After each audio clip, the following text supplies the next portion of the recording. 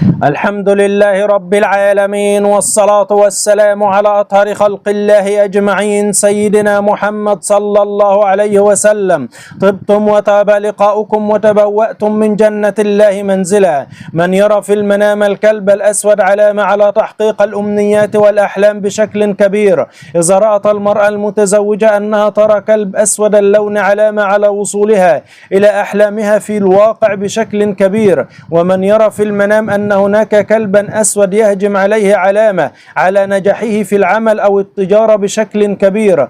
إذا رأت الفتاة العزباء أن هناك كلبا أسود يهاجمها علامة على وصولها إلى أحلامها ومبتغاها، وأنها سوف تتزوج من شخص قوي الشخصية والله عز وجل أعلى وأعلم. إذا رأى الرجل أن هناك كلب أسود في عمله في المنام علامة على الترقية في هذا العمل، وأنه إنسان ذو شخصية قوية في عمله والله أعلى وأعلم.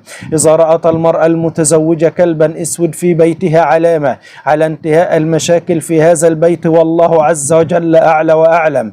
رؤية الكلب ينبح على الإنسان في المنام علامة على وجود عدو يتربص به كثيرا والله أعلم. رؤية مجموعة من الكلاب تنبح على الإنسان علامة على التعرض على الخيانة والخذلان من أشخاص مقرب منهم والله أعلم. رؤية الكلاب في المنام تلاحق الرجل علامة على حب الناس له وتواضعه لهم والله أعلى وأعلم. الكلاب تلاحق الشخص في المنام وتمزق ملابسه علامة على أعداء يغتابونه ويخوضون في عرضه كثيرا. من يرى في المنام أن جسده تحول إلى شكل كلب علامة على صرف الأموال الكثيرة بطريقة غير لائقة والله أعلم.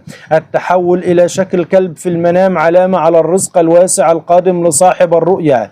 تحول الإنسان إلى شكل كلب علامة على الخير القادم له والله سبحانه وتعالى أعلى وأعلم. لا تنسى